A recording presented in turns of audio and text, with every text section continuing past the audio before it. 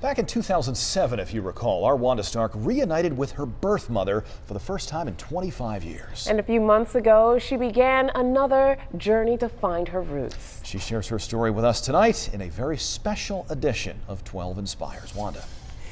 The late author Alex Haley once said, "In all of us there is a hunger marrow deep to know our heritage, to know who we are and where we came from," end quote.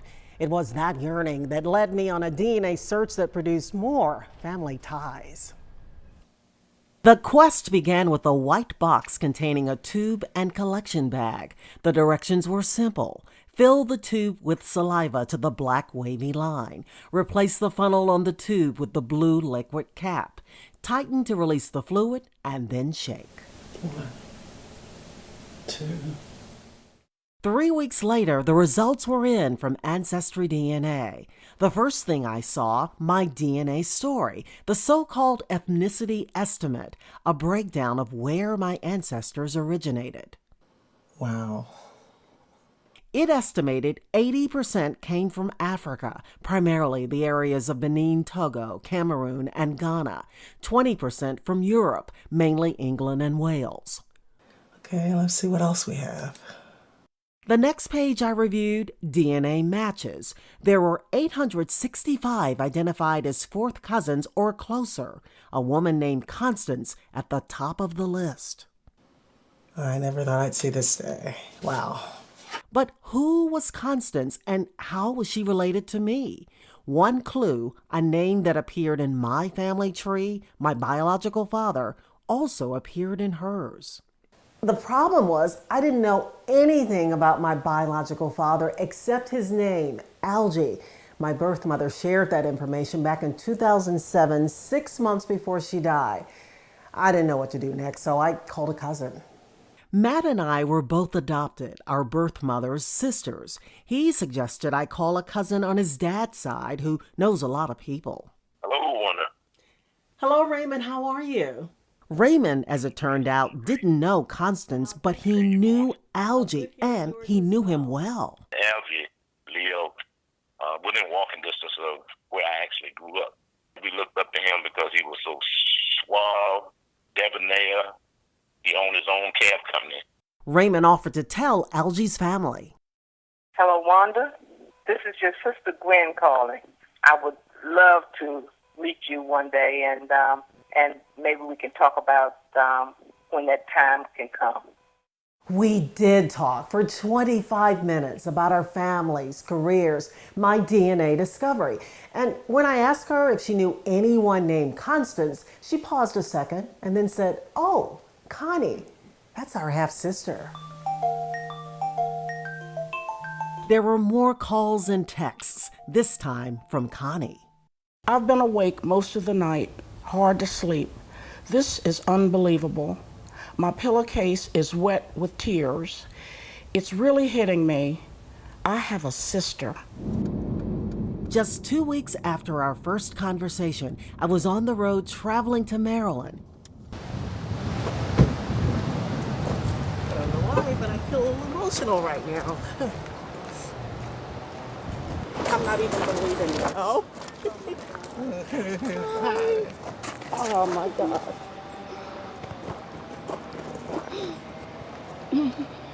My goodness. After all these years, hey, we're stuck. And so began the first 12 hours of bonding. Getting to know Connie and her husband, Roland. I got another sister-in-law. How about that? It all felt so surreal. You're my sister. You're my sister. And yet very normal. Just two sisters being sisters. Oh, wow. This is quite lovely. Sharing stories over food and wine. Everything seemed so familiar. Yes. Like we had known each other all our lives. Yes, I think so. The next morning after breakfast, an important lesson in family history.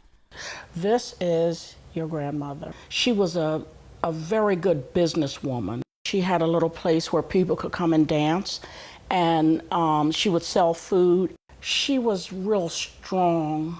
Your grandmother actually built a house herself. There was so much to talk about that weekend and so little time, but it wasn't long before Connie and Roland were in Winston-Salem. It was 4 days of pure joy and excitement during the National Black Theater Festival. Before we knew it, it was time to say goodbye. You are a wonderful, wonderful blessing. God is so good. Well, yes, he is. God yes, he is I so- could have never imagined that I'd get a gift so wonderful and large at this stage in my life. I could never dream this. I love you. And the more I'm around you, the deeper it gets. I'm not kidding you. The deeper it gets. Oh, I love you too. Oh. Wanda. How about that? Oh my goodness. And we're all like tearing up over here. That was incredible. And to see, like, we know you, so that was genuine, you know, and to see how much you have in common just right off the bat. It's amazing. It really is. I mean, she's 10 years older, but we have so much in common. Aside from the fact that we dress alike, we were both raised as an only child. We both love books, travel, being near the water, and we're very driven. Connie is a retired sales executive. Would you believe her first job out of college was at a TV station Stop in Philadelphia? it. Yes. Oh my goodness. Yeah. I would believe that. I would totally. You got your earrings stuck together. I would totally believe that. Wasn't that funny? Did you get to meet your other sister, Gwen? I did. We traveled to South Carolina. We met Gwen. We met 3 of her children, her husband.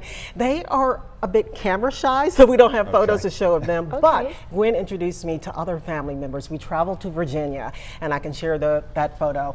On my left is my brother Algie Jr., who's 2 years younger. In front is my Aunt Blanche. Next to me is my niece Rhonda. Next to her is my sister Linda, who's 7 years younger. And on the end, my sister Claudia, who's 2 years older. Everyone has been so warm and welcoming everywhere I went. I am truly so blessed. What great connections. Oh my goodness. I'm so happy for you. Thank That's you. awesome. Thank you. Changed my life.